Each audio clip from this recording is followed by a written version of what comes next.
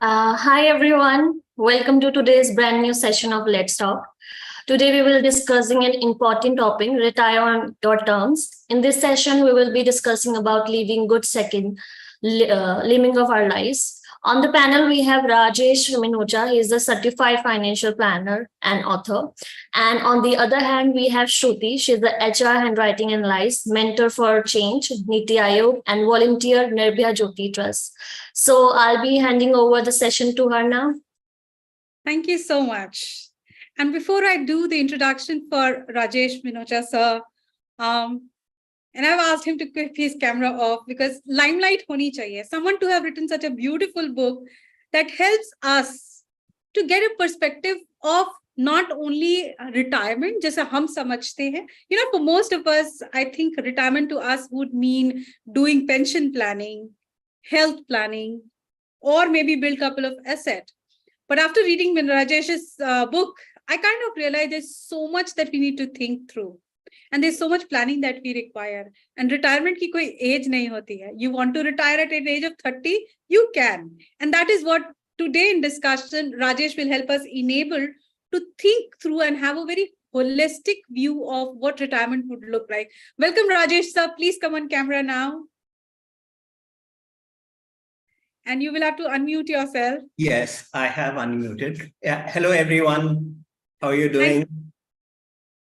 Rajesh, thank you so much for joining us on the forum today. We've been hosting a lot of talk shows, and by far, this is one of the most deep-rooted, relevant topic that we're talking about. And I'm glad that, so many of us have been able to take time out to have, a perspective towards what you've spoken about in your book very beautifully. What we will do is initially we will have some introduction, some exchange of information with Rajesh, and at the end of the session we will have Q&A for all of us. In case you have question, you can also put it on the chat. We can take it up from there as well.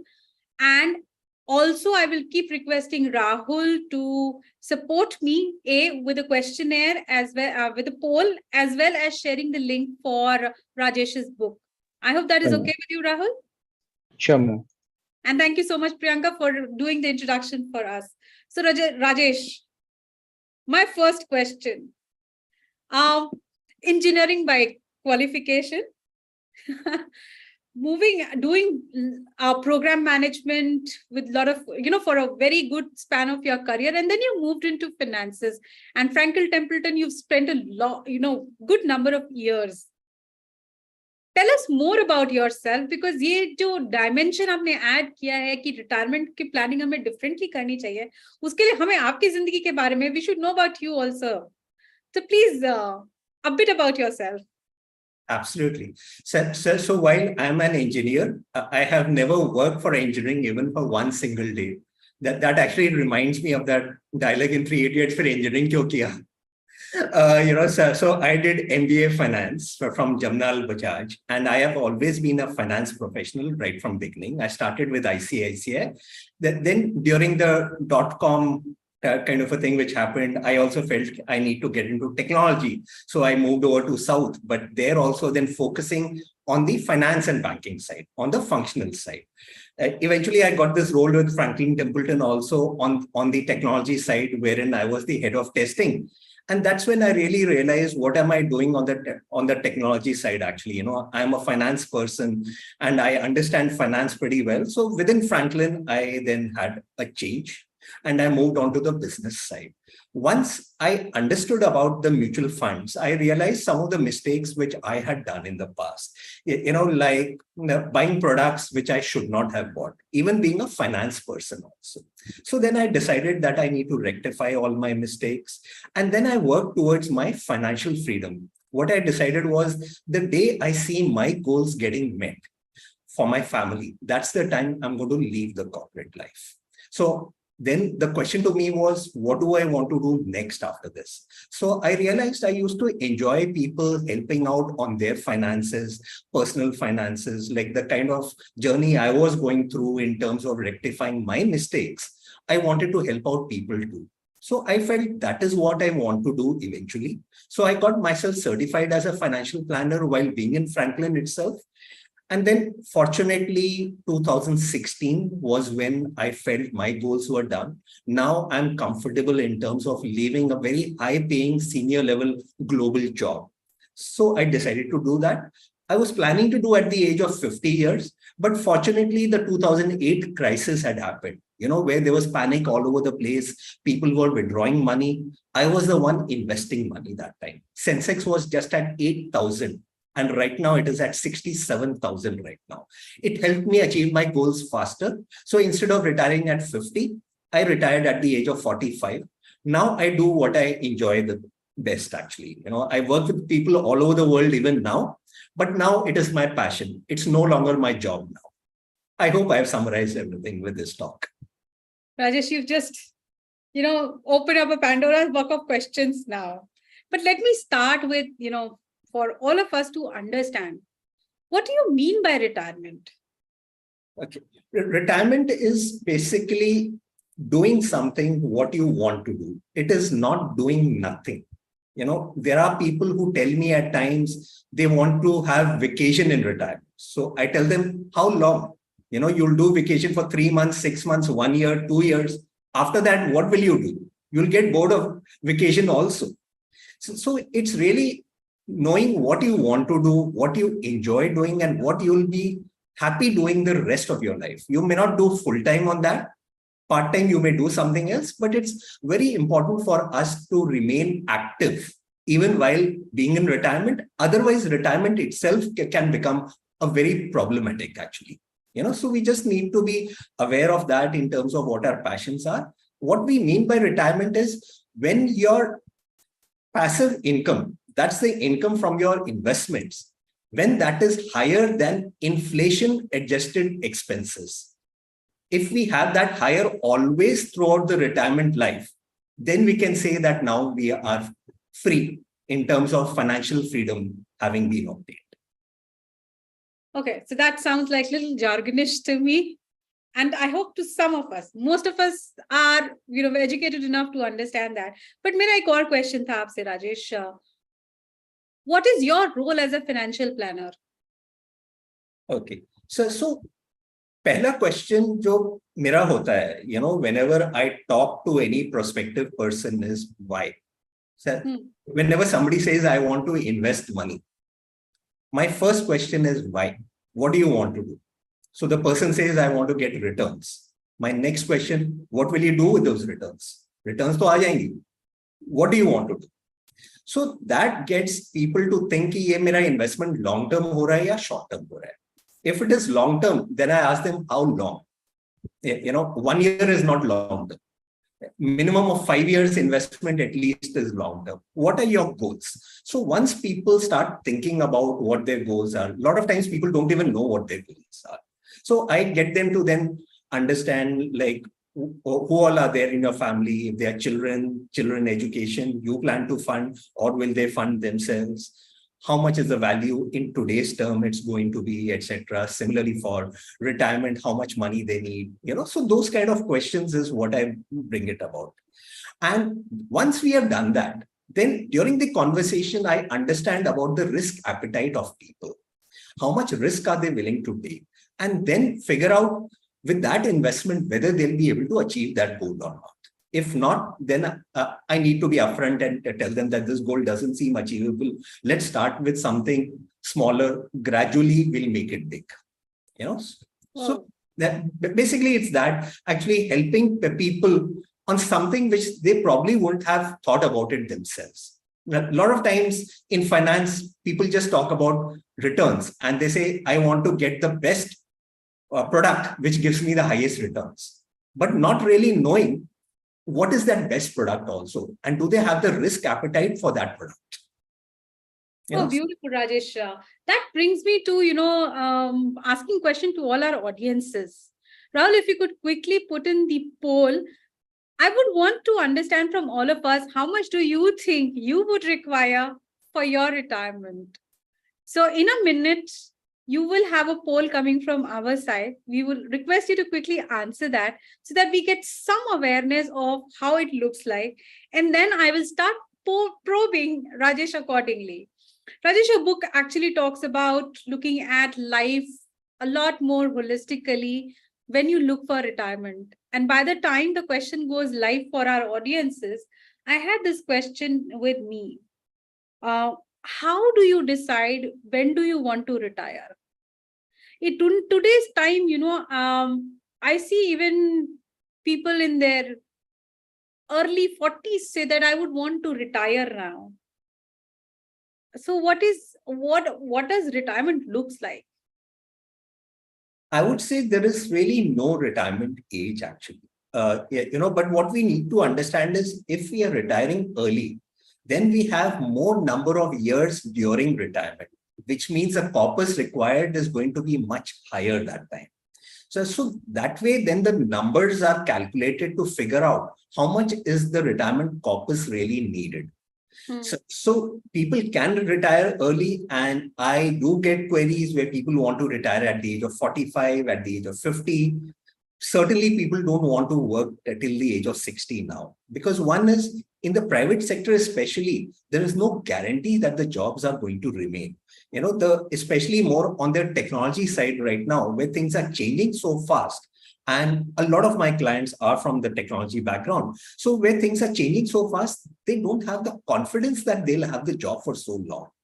So if we are able to decide early, then the amount of money what is required for retirement is much lower, as compared to if you decide later. I mean, I've done some calculations that if you were, say, 15 years late in terms of investing, instead of starting at the age of 25, if you're starting at the age of 40, the corpus what you're going to lose, what is going to be close to around 84%, because you have lost on the power of compounding in the initial few years. Fortunately for me, I started pretty early. In fact, from the second month of my working itself, I had been putting some money, but I'd made some mistakes that time, being from finance background also. But one good thing was money was getting saved, though not getting invested properly. By the time I realized how to invest, it was already late, but then not so much late. It was some 7 to 8 years into the working life. I realized the mistakes I was doing. I realized inflation is going to eat away all the money, because if I'm going to put investments into products like fixed deposits, etc., they're not going to beat inflation, which means I will never be able to retire in life. So I got that understanding and then started working towards it. So I would say I got forced into accepting risk in my investment life, which initially I was not doing. And then eventually, once I understood, then things were pretty easy. And your example is so apt. मेरे को तो 42 पे चमका that I need to plan for my retirement. So I think it will be good time for us to give the poll and understand from people how much do they think they need for their retirals. How much money do you think you need? Given that you have your age, we have the poll live right now, and it says some range, and let's give our answers.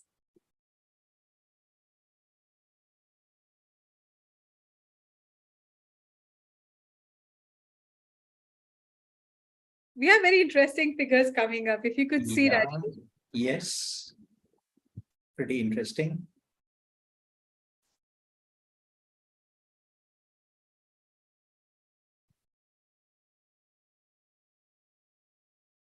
We'll pause for another 30 seconds to quickly observe and go ahead and then ask the next questions.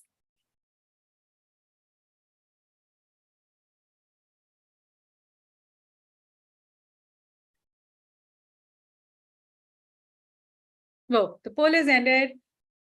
And Rajesh, 59% people know that they need more than 2 crores. Yeah. Yeah. Right. How do you arrive to this figure? Okay. So I have explained the entire process in the last chapter of my book also, but I will give an overview here. So essentially my book actually talks about the non-financial aspects of retirement. Not many people think about what they want to do after retirement. So most of my book is about that, talking about the mistakes, etc. But the last chapter is exactly this particular question, what you asked me, how do you determine that? I'm pretty much surprised actually with the numbers which have to come, and some numbers are very, very low numbers also, which are here. So that we have to consider inflation as one of the things there. So there are different parameters which get looked at. One is going to be how old are you just now? How many years you're going to work? So that is one thing. Then how many years it is expected that you're going to be during retirement. So as I mentioned earlier, say if a person is retiring at 50 and life expectancy, say if it is 85, and 85 is the minimum we should actually take right now. Life expectancies have been going up, which means you're planning for 35 years of retirement. And say the person right now is 30. So if the person is 30, I'll just give you one example. Say the person is 30, wants to retire, say as 55, as an example, and life expectancy is 85, which means the person is planning for 30 years of life during retirement. And say in today's value, the person feels that I need 1 lakh rupees per month in today's value right now for my retirement expenses. This includes groceries, utilities, some amount of travel here and there. If your children are settled somewhere, meeting children, giving gifts to them, etc. Say if it is 1 lakh rupees in today's value, inflation adjusted at say 7%. The kind of corpus, what the person needs at the age of 55 years, hold your breath, it is 17 crores. It is that kind of money which is needed, because we have to remember inflation. Inflation is going to go up. Inflation roughly reduces the value of your money by half every 10 years. So the amount of money what you need today, as I said, for this person 30-year-old, 1 lakh rupee. When the person is 40, for same 1 lakh, the person actually needs 2 lakhs. At 50, the person needs 4 lakh rupees. At 60, 8 lakh rupees. So that's the kind of money which we are talking about. And it's just going to go up. And we can easily backtrack also and look at the kind of salaries our parents and grandparents have had and the kind of expenses they used to have, whether it was movie halls or whether it was eating out. The number of times it has grown. So on an average, inflation is about 6 to 7% in India. We have to take that into account. So numbers are very, very high. It's nothing close to the numbers what some people have mentioned here. That brings me to a question, Rajesh. Earlier, building up assets. So when you build assets, how do you see that as part of retirement plan? I remember in your book, you've mentioned that as well. Yes. So it's very important. Let me just add that, sorry, Rajesh. Sure. To me, taking up a house, buying a house on EMI looks more like a liability. To me, it does not look like an asset. And simple reason is that once you buy a house, you're maintaining it. There is a huge maintenance cost that goes into it. And given today's construction quality, in 3 years, your house looks old. So yes. How do we look at assets for retirement? Okay. So you mentioned about house. So let me answer about the house first, and then I'll get on to the other assets. So when a person starts working, there is a tendency, and sometimes I would say pressure from the parents that now you buy a house, you get settled, and we'll get you married. But that, I would say, it becomes a very big mistake in the beginning, because that's the time when the person is just building the career. And the person may be traveling. It may not be the job in the same city or the same country also. Then if you buy a house and you're paying EMIs on top of that, and if the person was to move away and not even stay in that house, maintaining it, putting on rent, etc., is going to be a big challenge. rental yield other than Mumbai, in all other cities, it's about 2.5 to 3%. Inflation, as I said, it is around 7% in India. And the whole hassles of maintaining it, the tenant leaving, tenant spoiling the house, and as you mentioned, the house getting depreciated, the maintenance costs keep going up. So then it becomes a challenge. And eventually, when the person wants to say retire, then the person may not want to stay in that house also. He may want to stay in a much quieter place and enjoy the life there. While buying a house makes sense, but it makes sense only if you know you're going to stay in that for at least 7 to 8 years. Only then the EMI, what you have paid, it makes sense because of the tax benefits also. And say if the house also appreciates, then you have that asset, you can sell that asset and you can buy another asset, etc. So that way, then the house can be taken care of. At any point of time, my view always has been that we should have only one house. The house which we need for our residential purpose, or the equivalent, which we will sell and then buy a house for that residential purpose. Commercial properties are still okay because of the rentals there being high, but residential, it can become a challenge. In terms of the other assets, equity-based assets is what beats inflation. So, so then if the goal is long-term when I say at least 5 years time horizon, then it can be towards equity-based investments. But if the goal is short-term, then fixed deposits are good enough. Debt-based funds are fine, because then the safety of the money is more important rather than the returns of that. Say, if you need the money within the next 5 years for the education of your child, I'm just giving an example. That time, if the markets go down, you can't tell your child the markets are down, you have to wait for 1 year. Next year you can go to college. That's a non-negotiable goal that time. So returns are not important. Safety of the money is important.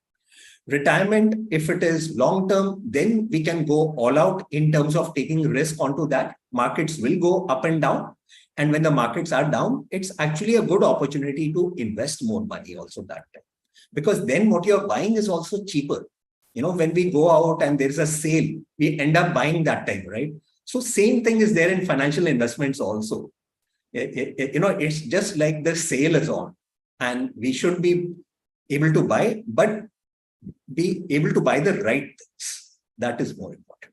So what I hear from you, Rajesh, are 2-3 very important things here. A, planning needs to pay big time, all the time, account for inflation, right? Be wise while you're investing into any long-term asset or a liability, so to say. Till the time I'm paying an EMI, it's a liability to me. Once I'm through with that, probably I will look at it as an asset. Or any, when we're investing into commercial property, when investing into personal, residential thing, what is the impact? And you're constantly mentioning that you have to take care of, like, there are other responsibilities as well, as in you may have spouse, you may have children, grandchildren, traveling to them, gifting to them, and kids these days have got high demand. So what is the impact of retirement on family, and how do we need to kind of look at it? Yeah, so that actually has a lot of impact there, and we have to take the family also into confidence if we are looking at retiring early, because there can be a scenario, as an example, say there's a person and his wife is a housewife, and then the person suddenly decides and says, I'm retiring because my goals are done. Now, there can be some issues which can happen. The housewife may think that I have the house under my control and I own the kind of house. And then suddenly the husband is sitting at home and telling the wife that this is how you have to do things, etc. It becomes more of a issue and more of a problem within them. That though if sorted out well, it can be an excellent time of actually spending time together. Or if the children are young, then the children may also feel, why is it that both my parents are sitting at home? I don't like it. What do I tell my friends, etc.? What my parents do? That can be pretty bad situation for them. So we have to take all that into account also and have that discussion within the family members in terms of what is being done, etc. And then we need to take that decision. So as of now, when we are talking, Rajesh, I have this question to you. How does retirement would look like for people who are above 40? How will retirement planning should look like for people who are above 50? People can have realization at different stages of their life. Right. Right. Like I am financially illiterate. I may be good at the work that I do, which is into HR, but if I look at my own self, and also the question comes, right, a lot of time that, we are focusing on family. What about women who are single? So maybe, if you can help us understand, how do you plan in different stages of your life? Probably maybe, in your 30s, in your 40s, in your 50s and beyond. I think let's start with that, and then we'll ask further questions in terms of probably how do we need to think in terms of retirement? Okay. When I'm in my 30s, in my 40s, or in my 50s. Got it. So retirement needs to be thought very differently, as you rightly mentioned, at different ages. Somebody say who's in the 30s may not really feel so much about retirement because retirement still feels pretty far away. And that's the person who probably has just taken the loan for a house and is building up his family. So there's a lot of EMI, etc. going on. There are a lot of responsibilities which are there. Retirement may not be in the mind of that person, but still a small amount, whatever be that amount, should be started towards that retirement. Otherwise, as I said, the amount of money what you need is going to be much higher later. So while it's not very important that time, but it is necessary to just start thinking about it. Need not be very active onto it. Then the person who's in the 40s probably might also be going through a midlife kind of a crisis. The person might be thinking that I don't like this job, I don't like my boss, but still I need to work because I've got my loans, etc. What do I do now? So then if the person has already started saving, the kind of a thing, has already invested in the past, has developed a passion, perhaps then need to start thinking more towards that direction and may not be able to retire immediately, but then needs to go aggressive with that plan. Like what I mentioned about my story as well. When I was working, I did my CFP because I knew this is what I want to do once I'm going to leave my job. So that time being clear, what is it you want to do? That becomes important. Then next, when the person is in the 50s, then retirement is just round the corner. And if nothing has been done till now, no serious thought has been given to retirement, then the person is already into big trouble, actually. I've had a few instances there also wherein I had to be upfront with the people and I had to tell them that now things are not going to be easy and we have to look at a lot of other ways. Either we have to scale down your expectations in terms of what you want to do during retirement, etc. But then that's what needs to be done. And probably then the risk-taking ability also of the person comes down. While still there is 30, 35 years of life remaining, which is a lot for equity investments, but still the risk taking is not same as the person who's in the 30s right now. So which means money has to work even harder for that. Lastly, you mentioned about ladies who are single. They need to plan for their own retirement, especially if they are in the private sector. If it's in the public sector, a lot of things are taken care. You don't have to worry about health insurance. That there may be good amount of pension which is available that may take care. And you also need to take care about who all are the dependents. Sometimes it could be the parents who are still dependent at that point of time. So you need to consider their health issues at that point of time. There may be more money required for that health. And obviously then that lady who's working needs to have a term insurance. What if she is not available?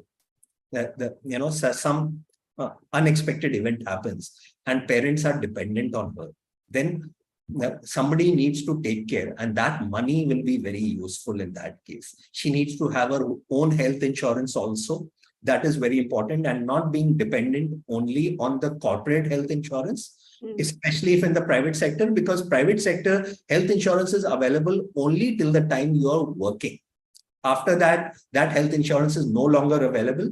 Getting health insurance later is very, very difficult.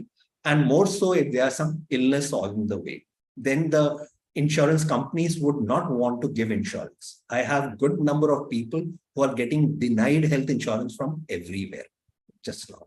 Yeah, because once they accept someone, they cannot refuse that person ever, as long as the premiums are being paid. But to accept or not, they have their full decision. So then insurance companies are much more careful at that point of time. So, I mean, these are very, very relevant information that you're sharing. I will now take a few questions which are come, and I think that's related to the discussion that we are, having right now. So I think I've taken up question which Shyam, you have shared in terms of retirement and about to retire. I'm taking Lahar's question, which says, what is the golden percentage that is okay for getting a house? Example, if I say, if I can pay 70% for the house and take 30% on loan, does it make an asset? Okay. So whatever down payment we make in the beginning, the whole idea should be that we do the prepayment of the loan at the earliest within the first 5 years of the loan tenure. So in the beginning, whatever down payment we can make, if it is 70% or even if it is 20% also, which is available, that's fine. But then how the EMI gets calculated is initially majority of the money is interest, less is principal. As the tenure keeps going up, interest keeps decreasing and the principal keeps going up. So the first 5 years, the bank makes a lot of money on the interest part. And that's why a lot of banks have that restriction in terms of maximum amount you can repay in the first few years, because they want to collect all their interest income also first. But some of the banks don't have that restriction at all. So it's very important to prepay good amount of loan in the first 5 years. And once the tenure is, say, remaining 3 years or 4 years in the end, then we can just let it go the normal way, because most of it is going to be the principal anyways. On interest, you also get the tax benefit. So that way, then it can be planned in terms of, doing most of the prepayment early. But at the same time, investment should not be forgotten. Many times people make that mistake of having an asset which is debt free. And the house, that's a house in which you're staying, but no other investment, which means that that house, while it is debt free, it is not an asset anymore. You cannot sell that for your goals because you are staying in that house. So you have to do a mix of the two, but obviously focusing good amount actually on prepaying the loan in the first 5 years, but not ignoring the investment part completely. Okay. So there are two questions now that comes to my mind. But first I'll ask the question which is there on the chat. And someone has asked us, Chandra has asked, can you elaborate on common investment mistakes people tend to make? Could be some mistakes that you have made in your initial days and, one that you're actually referring to. Yes. Okay. So one is mixing investment with insurance. I'm sure most people in this audience will have an LIC plan. So, that is an endowment plan in most cases. It's not a pure term insurance. So I think one is we need to have a term insurance where we don't get any money in return if we survive. Most likely that would be the case that we will survive if you're taking, say, till the age of 60 or 65 years. But the premium paid against the sum assured, the premium paid is very, very small amount. Investment should be kept separately. Investment should be directly stocks if we have the capability of investing into stocks, or through mutual funds, because mutual funds, that there's a fund manager and there's a research team which will actually do everything there, in terms of deciding which stocks to buy. So I would say that would be one. Second would be not looking at equity at all and going very risk averse. Like I was mentioning about my case, where I was into fixed deposits and post office schemes in the first 5 to 7 years. While that time, we need to remember interest rate was also 14% per annum. When I started, which is very high. Of course, the loan rate was even beyond that. It was around 16% that time. Gradually, the interest rate started decreasing. And that's when I got the realization that now I need to think differently. Otherwise, I will not be able to retire forever. So I would say ignoring equity is another big mistake, especially if we are younger. But when I say equity, it's not putting everything into equity. Within equity also, there are different products, large cap, mid cap, small caps, or a mix of all that, depending on how much risk we are able to take. And we need to have some debt-based components also along with it. It's not that complete equity is the way out. We need to have a proper asset allocation. So I would say those would be the ones. And then, as I said, buying a house early without really deciding whether you really want to settle in that place. All right. So those were the two mistakes you did. Yes. All right. So, Yeah. Shruti, I just want to give you a pause that we also have Melly on the line, and Melly is a retired person already, and we wanted to get her perspective as well. What has been her life before retirement and now after retirement. So what do you think? This is the right time for her to give a perspective, or, should we do it? I was about to take her name only, as in we have one senior person. So because largely what we've covered is 30s, 40s, 50s, and now someone who's beyond 50. I was coming to that. Okay. That yes, you've taken the name, you know her. So, Melly, if you can come online, is how we take her question. Because Yeah, I'm ready here. Go ahead. See, I mean, I was always, believed in this adage. You should always save for the rainy day. So even when I joined afresh, I always felt the need to save, keep money aside, whatever it is. Even you're making a small salary, even then I felt you should always save it. So initial 7 years, I was working in a medium organization. I'm a journalist, by the way. I retired from the Hindu. So initial 7 years, my salary was not much, but still, you have your PF and all that. So we would always go and, started with recurring deposit as a discipline, as a habit. So that we did. And after 7 years, I got into Hindu. Hindu is a fairly good organization, as good as a central government organization. So my salary improved. So then I always, to disagree with Mr. Rajesh, we always wanted to have a house. Somehow I have seen my parents, they were living in rented houses, shifting houses and all that hassle. So I decided very early on, even before my marriage, that the first priority would be buying a house. Those days, we would not shift jobs like the present generation. So I was very clear, luckily for us, we could buy a housing board house. So my husband got a loan, was working in steel plant, Vizag steel plant. So we bought that house, independent house. But the thing is that we never stayed in that house, but we created asset where we never lived. But over a period of time, that house yielded us a very handsome return. But maybe had I invested in mutual funds or, in stock equity, probably my return would have been much higher. But those days we never had that knowledge, that awareness.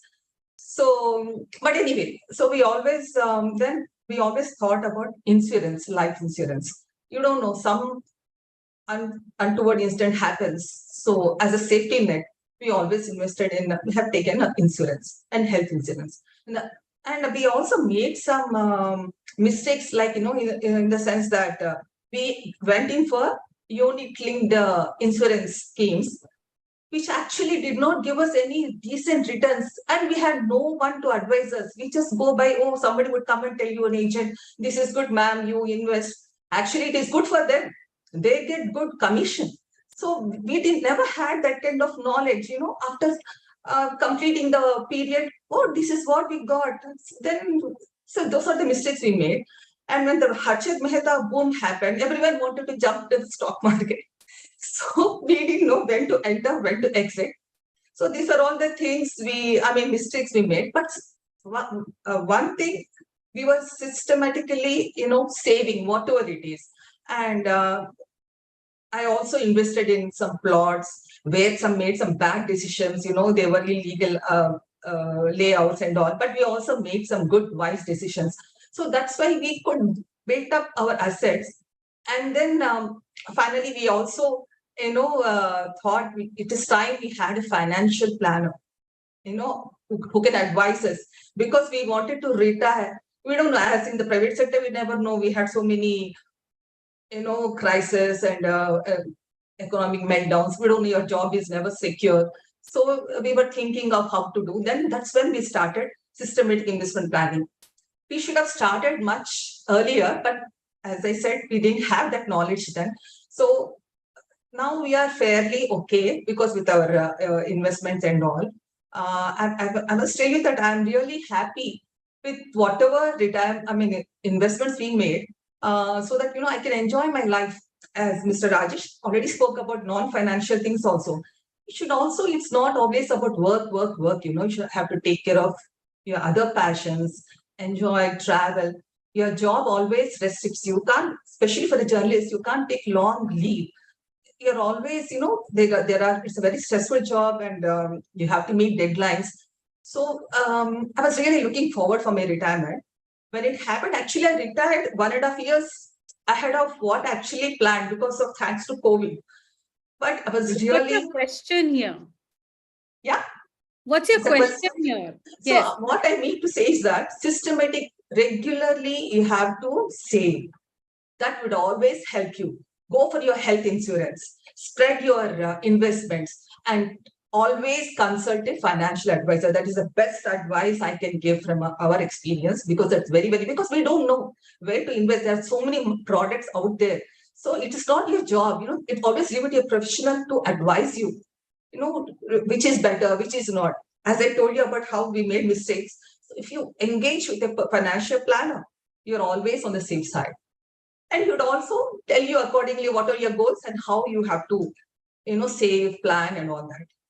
All right. Thank you, Melly. Brings us out of perspective. Melly actually expressed and shared her life journey with respect to investments, and the two mistakes that I also did.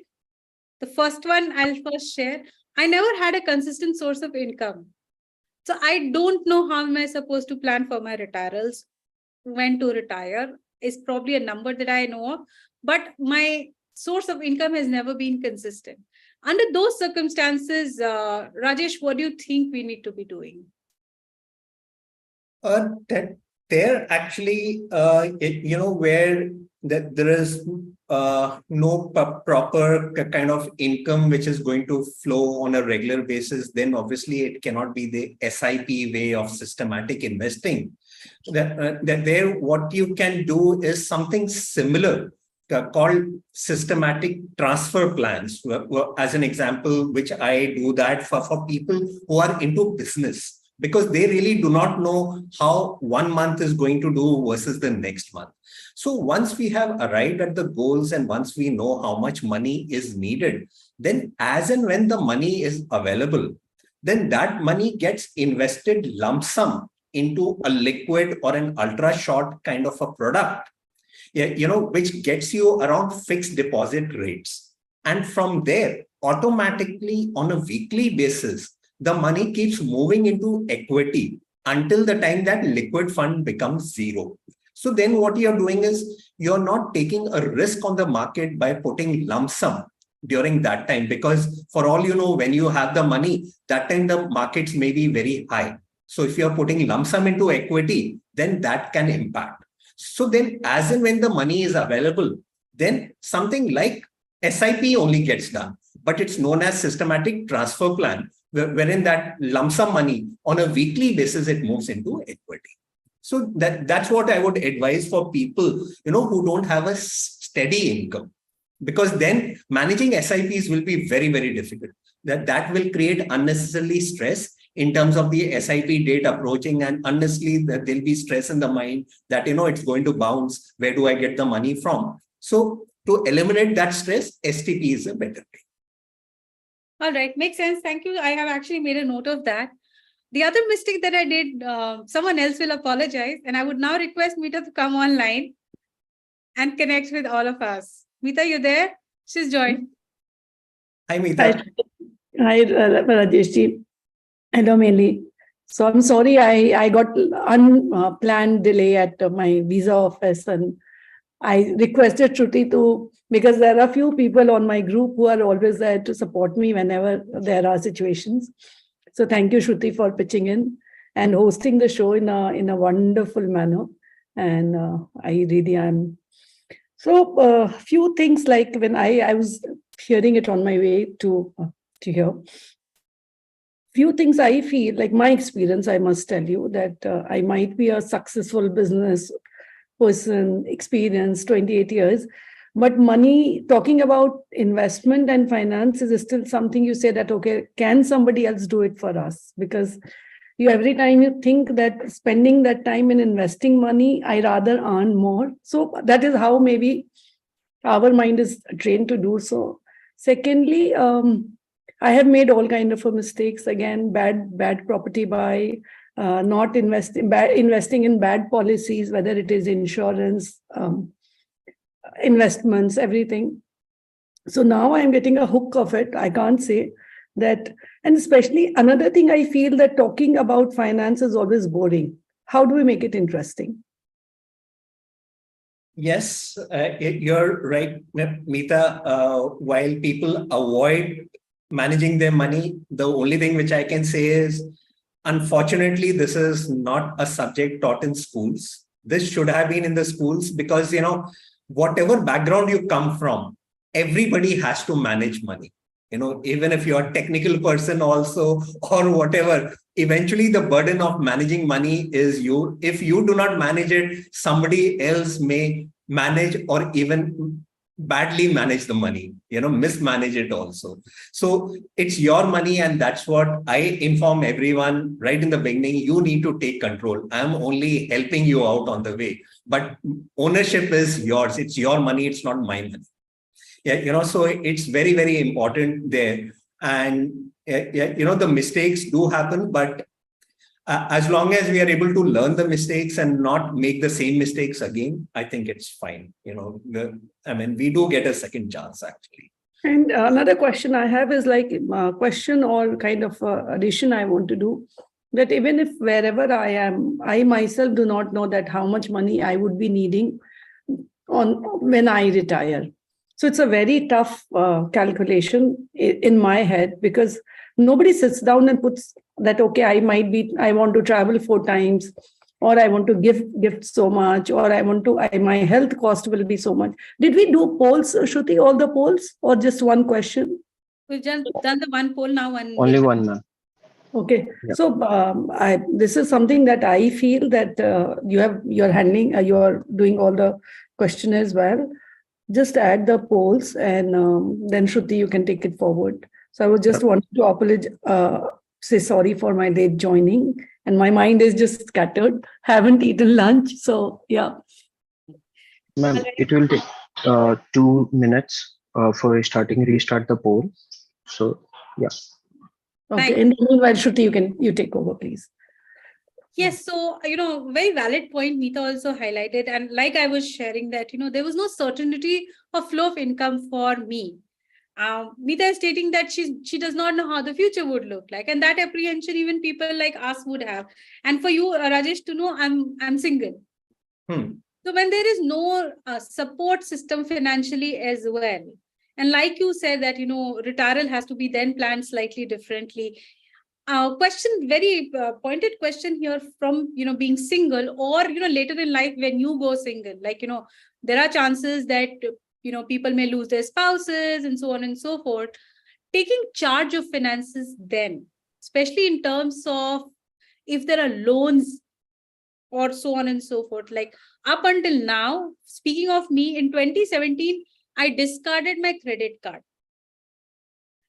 Till date, zero loan. I have restricted to a lifestyle which is more conducive to the non-permanency or consistency that I have faced, has kept me safe so far. I have savings to have a decent, if I stop working, how do I manage my things in terms, I would not still call it retirement because I'm not being able to, see whole of it. But what would you advise for people like us? No consistent source of income plus limited family support. Like there's something that I will inherit for sure. But if I don't want to count that as my own asset, how do I look at things? Okay. So one thing I first want to address, you mentioned discarding of credit card. I actually fully do not agree with that. In fact, most of my expenses are on credit card. And what the banks keep doing is they keep increasing my limit, etc., hoping that someday I will default and I will not make the full payment. Till date, they have not been successful. And I know the banks don't like me for that. Banks make money on the interest part, and I'm not allowing them that actually, right from day one. And it's been 28 years since I'm using my credit card. I have made the full payment on time. I enjoy the interest-free credit, and I enjoy the flights which I take. Most of my flights are free on the reward points because I use all the things. So as long as we are disciplined there, then using credit cards is not bad. By default, I have the full payment to be done on the date of the bill. Even if we are less by 1 rupee also, you don't get the interest-free credit even of that month also. It is that expensive, even if you are 1 rupee short. And it's clearly mentioned in the statements, just that most people don't read it. Yeah. And, those things are clearly mentioned. So I think, credit at times is not bad. It is good as long as we use it responsibly. Then you mentioned about being alone. Unfortunately, finances still need to be managed, so whether we have spouse or not, the finances need to be managed. And I have always suggested that the spouse is also there involved in the discussions. It's not that I discuss only with the husband or only with the wife, but both need to be aware in terms of what it is happening. And, I create those WhatsApp groups also wherein 3 of us are there. So that all communication is in single place only, and the other person is aware. I am handling a few cases right now where the spouse passed away during the pandemic, and the wife had absolutely no clue in terms of where the investments had happened. And then it becomes extremely difficult actually to be able to figure out what all investments are there and then work out on all those areas. So that's why, as I mentioned earlier also, unfortunately, this is not taught in school, but this is something which everyone needs to know whether they like it or not. Managing the finances, whether a person is single or not single, that is needed actually. So actually, honestly speaking, my own realization also happened when I started working for a fintech company, which were focusing on finances for sorting financial issues for women. And that's when, when I was working with the co-founders directly is when I realized that, okay, fine, going around to just to your brother all the time and your father to tell ki tum manage kar to, might not really. And then COVID happened, and that was a big blow to kind of, it was a hard-hitting reality that, one has to learn. So the question next to you is, a lot of us have put in the comment that we don't know about reward points and all of it. So would you say, what is the kind of checklist do we need to prepare? A, for getting there, bringing financial awareness to your own life. And B, what should be the checklist for retirements? Okay. So first checklist is basically understanding how much do you have and where it is. We need to have everything consolidated into one place. That a lot of people don't have. And they say that, I think I have that much money, I don't know, or I'll need to get back, etc. So I think organizing that is the most important thing, because unless we know how much we have got and what are the terms and conditions on that, we really can't plan for the future. So getting all that is number one priority. And then also making it easier for the family.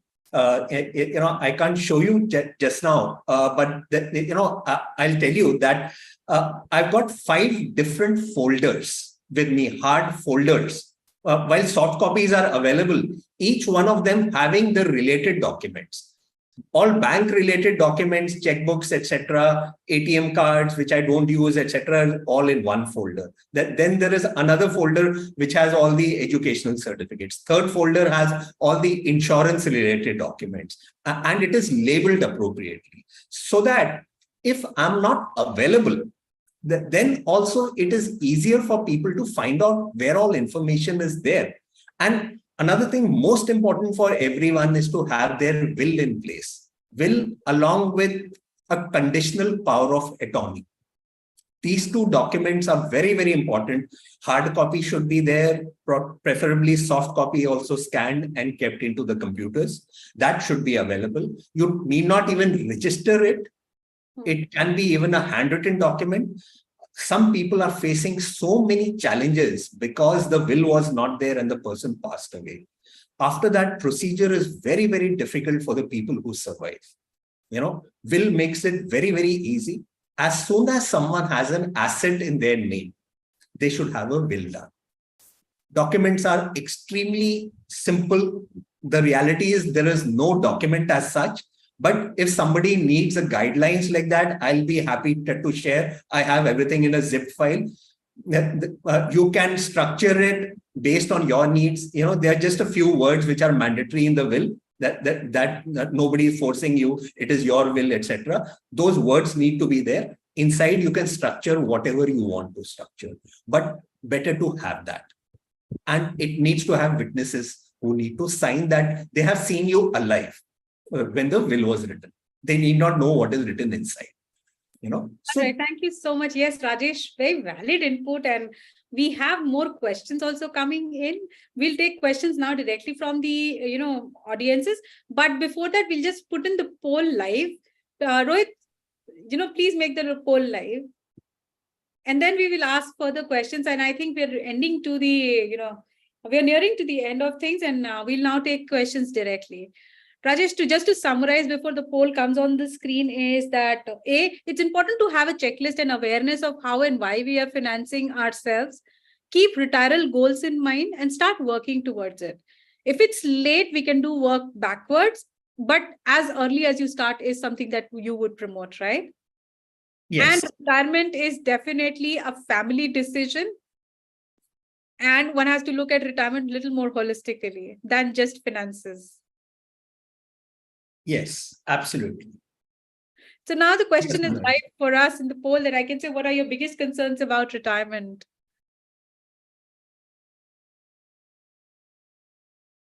Yeah. Yeah, the poll is ended and we have interesting observation. You're able to see that on your screen? Yes, I can. Yes. Sab katora leke bahar baithenge. Right. Yeah, Rajesh, your insight on this. Absolutely. So I think the third one, healthcare costs can be mitigated to a large extent by taking a health insurance. And health insurance, you should take it as a base plan plus a super top-up. Not many people are aware of super top-up, but I'll tell you, it's the first 10 lakhs of the insurance, which is expensive. Super top-up of 90 lakhs will come for just 4,000 rupees. Not many people are aware. Unfortunately, the agents also don't speak about it because they want people to take higher base, which means higher commissions. But a lot can be done towards that. And first and second are very, very relevant ones, not having enough money to live comfortably.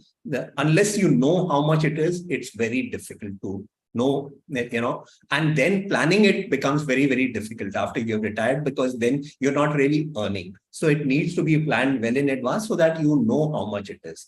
Outliving my savings will be there because life expectancy, people are living longer and inflation does create an impact. So that is also a valid concern, I would say. All right. Rajesh, we are coming to an end, and I think what I see in my watch is that we have 5 minutes left. Quick questions from the audiences. Rahul and team, could you please help connect if there are any questions which we have not answered? I will quickly check, Rajesh, on the chat. Yeah. I'll also see there. You've been able to travel through your car, travel free in airline using your credit card points. So someone has asked this question. Shinjini has asked this question. Which card do you use? No, Shinjini asked me because I said that how do you use the points? So yeah. So that is a session that we will be taking next time. We will be taking a separate session. So this is now 5 o'clock and we have to close the session because we maintain the deadline. And I don't know about others, but I will personally connect with you, Rajesh, because some information I really feel that is very, very useful. Making folders, it's a basic necessity, basic requirement, but we don't do it. So yeah, a lot of takeaway for me, which though I was passive listener, but there's a lot of takeaway from me. Thank you. But I think the first takeaway from all of us would be spend some time on the book, understand and get greater insight, be thoughtful to how we're going to plan next. We all would have committed mistakes. We all must be in somewhere close, not so close to our dreams, aspirations towards retirement. I think first thing, go ahead, read the book. We will ask Rajesh to join us once again and help us clarify more questions. Remember, retirement is more holistic approach. It's a family decision and one has to be wise. Final words from you, Rajesh. Thank you so much. And yes, two last words of wisdom that you would want to share with us. Okay. So the only thing which I would like to mention is that, we get life only once. And once we retire, a lot of times we think that, everything is all done and now we just have to pass away the time by watching TV or just sleeping. That should not be the approach. We should really look at living for ourselves and for society eventually, because when we are working, most of the times we actually end up working for our bosses. Actually, I wouldn't say even for the company, we end up actually satisfying the bosses. After retirement is the time when we can really add value to ourselves as well as to the society. So we should give a thought towards that. Thank you so much. Before we close, we have 8 comments that we need to close with. So yes, we're sharing about the book. Someone wants to connect personally and asking for the numbers. We have shared the Amazon link to the book. All of us can look into the chat and please copy it for yourself. And I hope you have happy reading. We've also shared the Facebook link for Rajesh. You can just click on that from the chat and connect with him. And I hope that should help all of us. Once again, Rajesh, thank you so much before we close the session.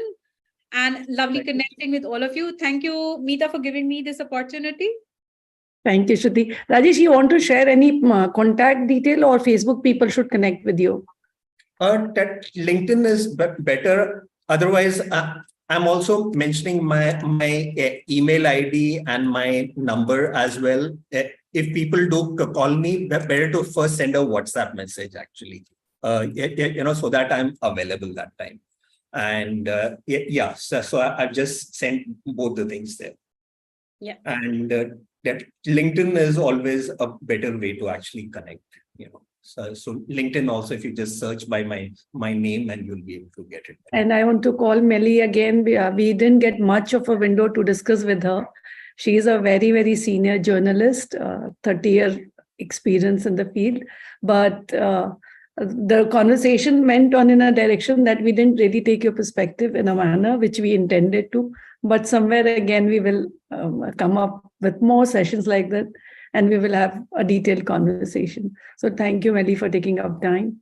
Thank you, Rajesh. Thank you, Thank Shruti. you. Thank Melly you. actually shared it in a very elaborate way, as in how you should be planning, and it was very insightful, Melly. Thank you. Thank you. Yeah. Thank you, everybody. See Thanks you a next. lot, Lily. Yeah. Bye. Thanks, everyone. Bye.